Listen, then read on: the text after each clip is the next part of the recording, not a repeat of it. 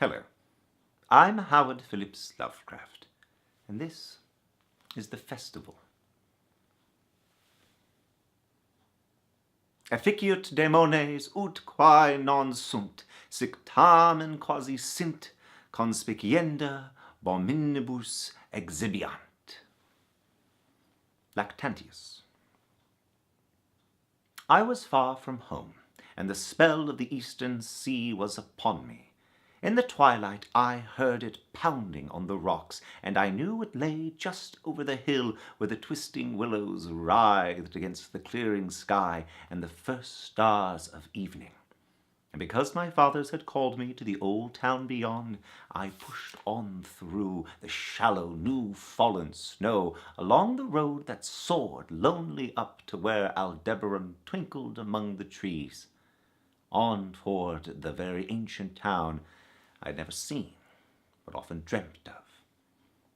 It was the Yuletide that men call Christmas, though they know in their hearts it is older than Bethlehem and Babylon, older than Memphis and mankind. It was the Yuletide, and I had come at last to the ancient sea town where my people had dwelt and kept festival in the elder time when festival was forbidden. Where also they had commanded their sons to keep festival once every century, that the memory of primal secrets might not be forgotten. Mine were an old people, and were old even before this land was settled 300 years before, and they were strange, because they had come as dark, furtive folk from opiate southern gardens of orchids, and spoken another tongue before they learnt the tongue of the blue-eyed fishers. And now they were scattered, and shared only the rituals of mysteries that none living could understand. I was the only one who came back that night to the old fishing town as legend bade, for only the poor and the lonely remember. Then beyond the hill's crest I saw Kingsport, outspread frostily at the gloaming, snowy Kingsport with its ancient vanes and steeples, ridgepoles and chimney-pots, wharves and small bridges, willow trees and graveyards, endless labyrinths of steep, narrow, crooked streets, and dizzy church-crowned central peak that time durst not touch. Ceaseless mazes of colonial houses piled and scattered at all angles and levels like a child's disordered blocks, antiquity hovering on grey wings over winter-whitened gables and gambrel roofs. Fanlights and small-pane windows, one by one, gleaming out in the cold dusk to join Orion and the archaic stars. And against the rotting wharves the sea pounded, the secretive immemorial sea out of which the people had come in the elder time. Beside the road at its crest a still higher summit rose, bleak and windswept, and I saw that it was a burying ground where black gravestones stuck ghoulishly through the snow, like the decayed fingernails of a gigantic corpse. The prentless road was very lonely, and sometimes I thought I heard a distant, horrible creaking, as of a gibbet on the road in the wind. They had hanged 4 kinsmen of mine for witchcraft in 1692, but I did not know just where. As the road wound down the seaward slope, I listened for the merry sounds of a village at evening, but did not hear them. Then I thought of the season, and felt that these old Puritan folk might well have Christmas customs strange to me, and full of silent hearthside prayer. So after that I did not listen for merriment, or look for wayfarers, but kept on down past the hushed, lighted farmhouses and shadowy stone walls to where the signs of ancient shops and sea taverns creaked in the sea breeze, and the grotesque knockers of pillared doorways glistened along deserted, unpaved lanes in the light of little curtained windows. I had seen maps of the town, and I knew where to find the home of my people. I was told that I should be known and welcomed, for village legend lives long. So I hastened through Back Street to Circle Court, and across the fresh snow on the one full flagstone pavement in the town to where Green Lane leads off behind the market house. The old map still held good, and I had no trouble. Though, Occam, they must have lied when they said the trolleys ran to this place, since I saw not a wire overhead. Snow would have hid the rails in any case. I was glad I had chosen to walk, for the white village had seemed very beautiful from the hill, and now I was eager to knock at the door of my people, the 7th house on the left in Green Lane, with an ancient peaked roof and jutting 2nd story, all built before 1650. There were lights inside the house when I came upon it, and I saw from the diamond window panes that it must have been kept very close to its antique state. The upper part overhung the narrow grass-grown street and nearly met the overhanging part of the house opposite, so that I was almost in a tunnel with the low stone doorstep wholly free from snow. There was no sidewalk, but many houses had high doors reached by double flights of steps with iron railings. It was an odd scene, and because I was strange to New England, I had never known its like before. Though it pleased me, I would have relished it better if there had been footprints in the snow, and people in the streets, and a few windows without drawn curtains. When I sounded the archaic iron knocker, I was half afraid. Some fear had been gathering in me, perhaps because of the strangeness of my heritage, and the bleakness of the evening, and the queerness of the silence, in that aged and curious town of curious customs. And when my knock was answered, I was fully afraid, because I had not heard any footsteps before the door creaked open.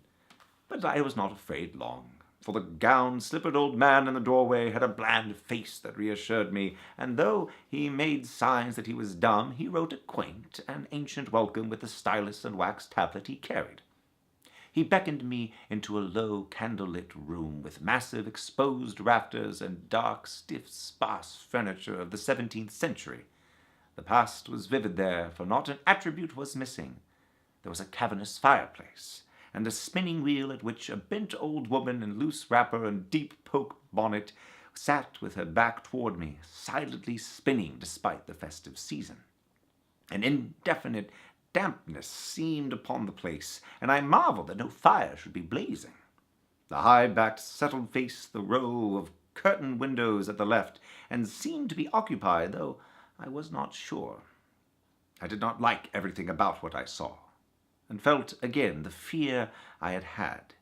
This fear grew stronger from what had before lessened it, for the more I looked at the old man's bland face, the more its very blandness terrified me. The eyes never moved, and the skin was too much like wax. Finally, I was sure it was not a face at all, but a fiendishly cunning mask. But the flabby hands, curiously gloved, wrote genially on the tablet and told me I must wait a while before I could be led to the place of the festival.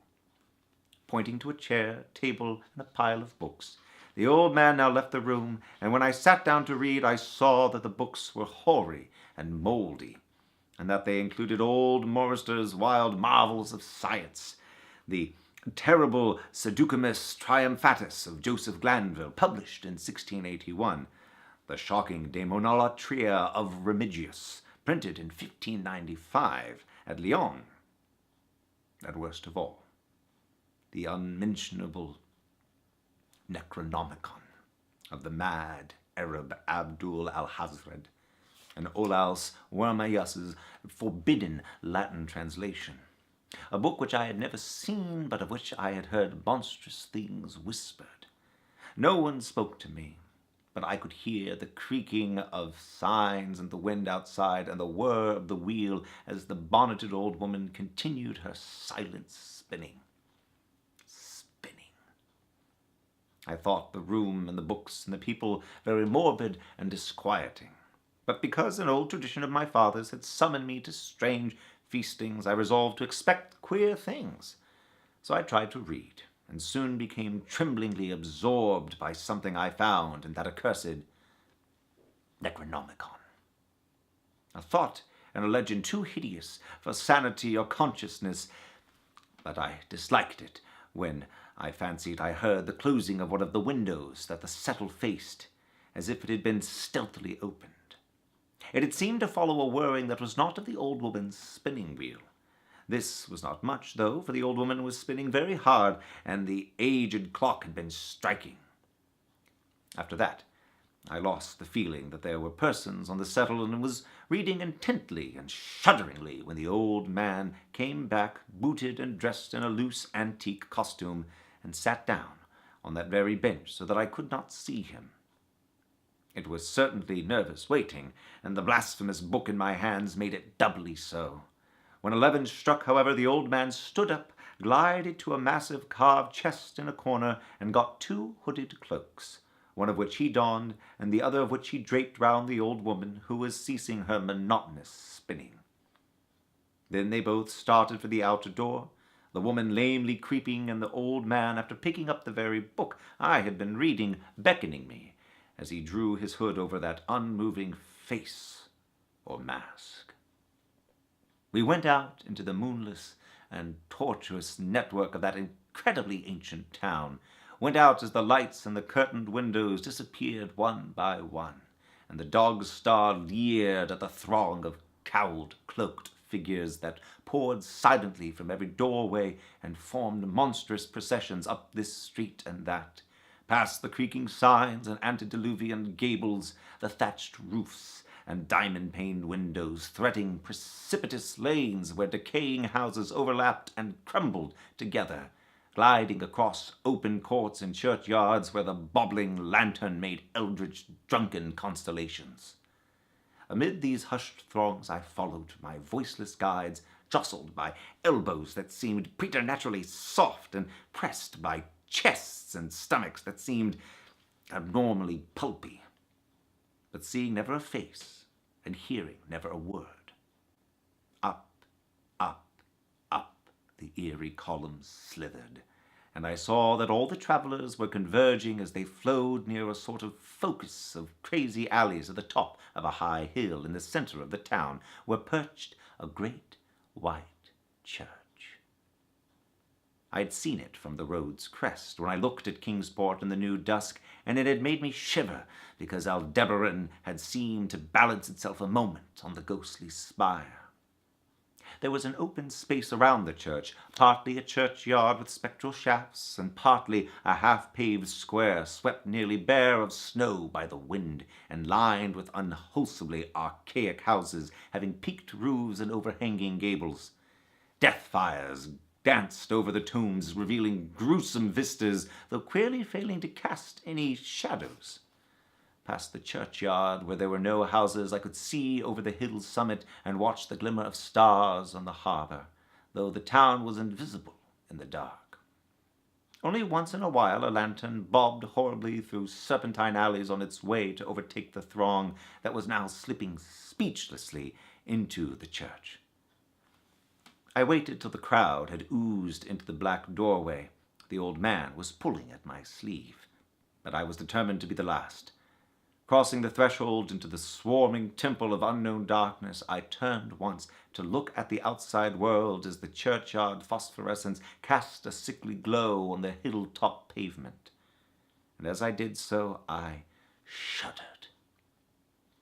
For though the wind had not left much snow, a few patches did remain on the path near the door, and in that fleeting backward look, it seemed to my troubled eyes that they bore no mark of passing feet.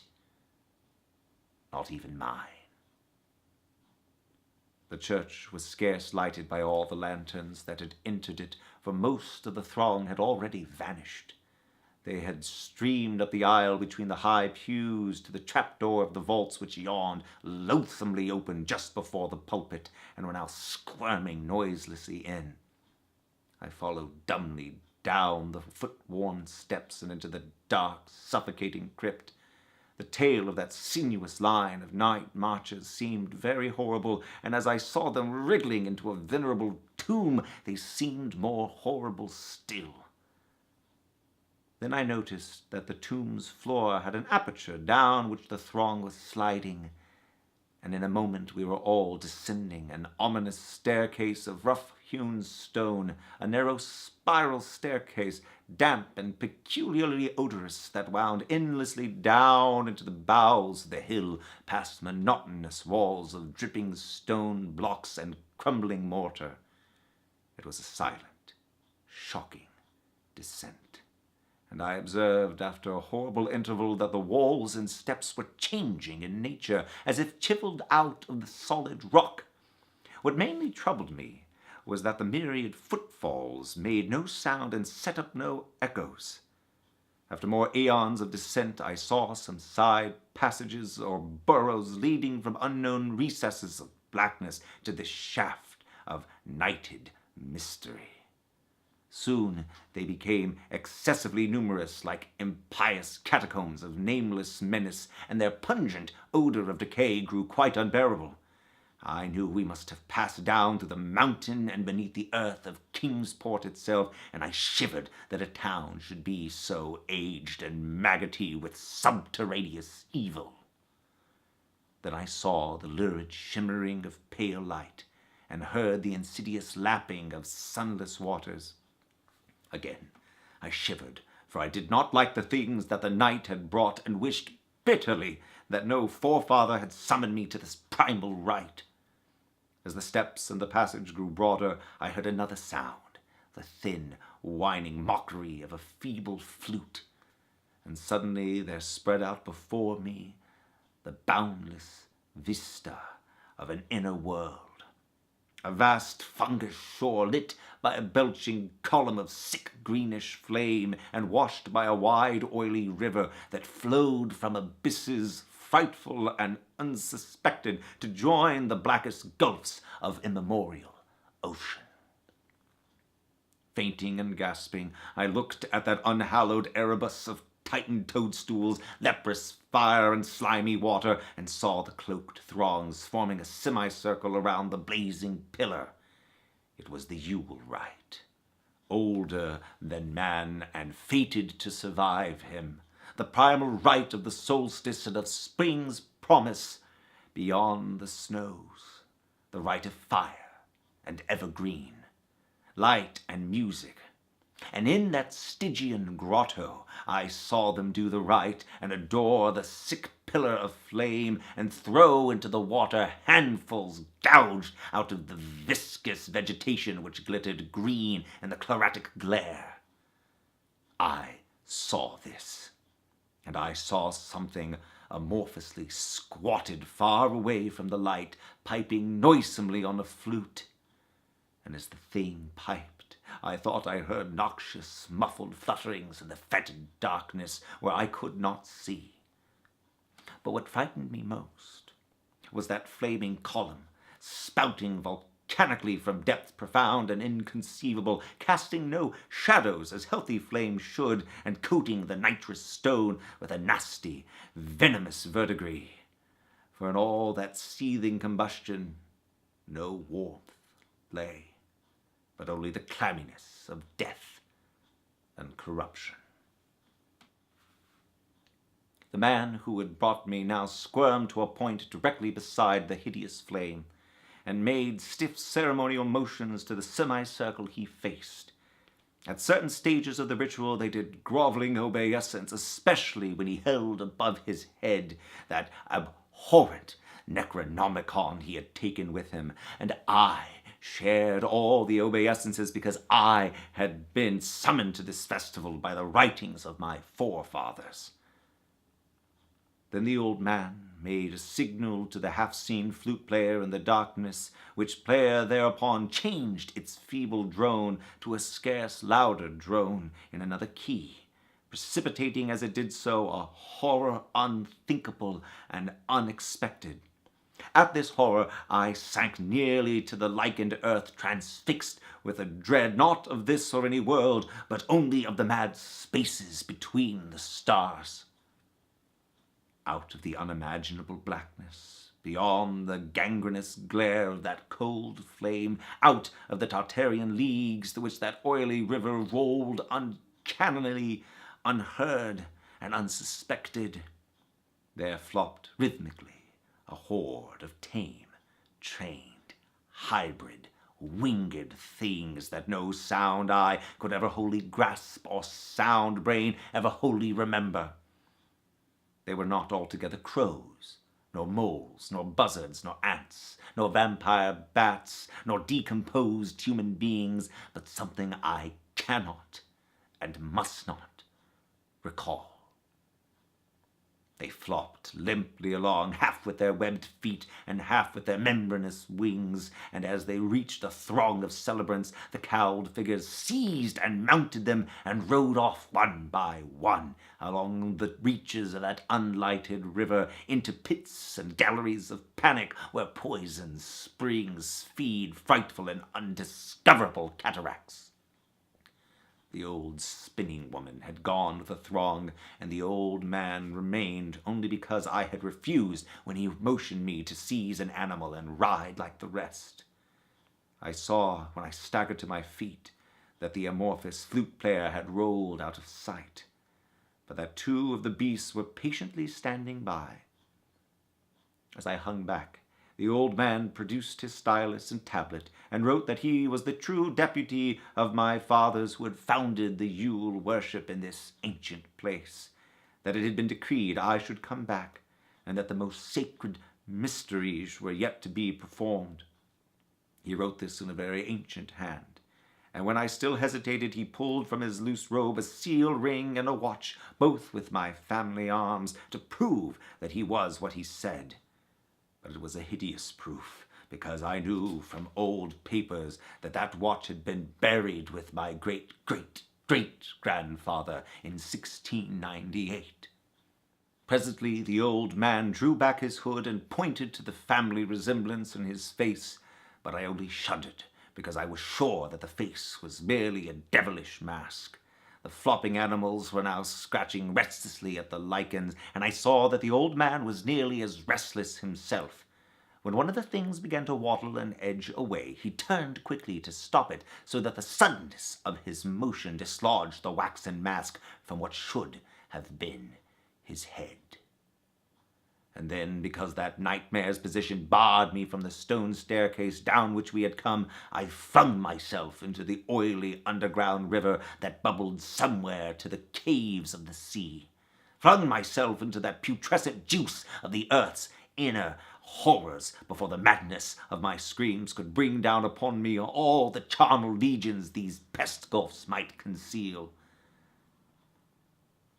At the hospital, they told me I had been found half frozen in Kingsport harbor at dawn, clinging to the drifting spar that accident sent to save me. They told me I had taken the wrong fork of the hill road the night before and fallen over the cliffs at Orange Point, a thing they deduced from prints found in the snow. There was nothing I could say, because everything was wrong.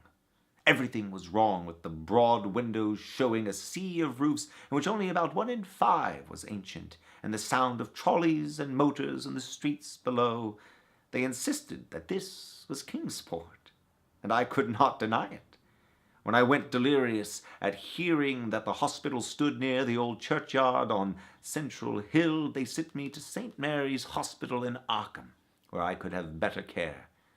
I liked it there, for the doctors were broad-minded and even lent me their influence in obtaining the carefully sheltered copy of Alhazred's objectionable Necronomicon from the library at Miskatonic University. They said something about a psychosis, and agreed I had better get any harassing obsessions off my mind. So I read that hideous chapter, and shuddered doubly because it was indeed not new to me. I had seen it before. Let footprints tell what they might, and where it was, I had seen it were best forgotten.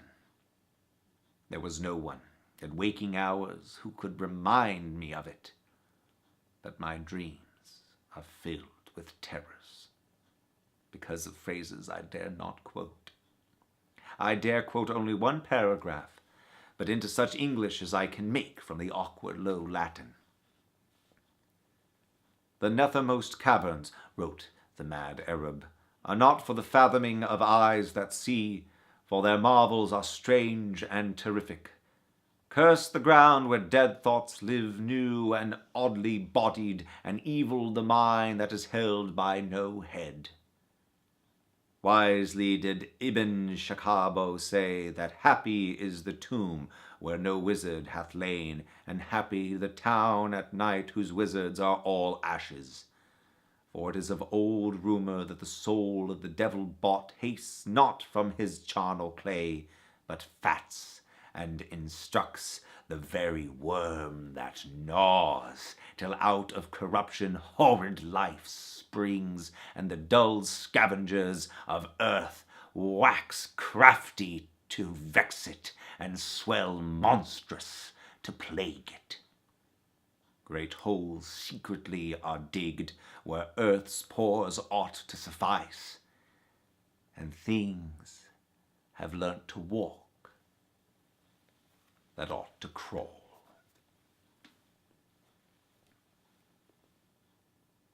As always, I'm Howard Phillips Lovecraft.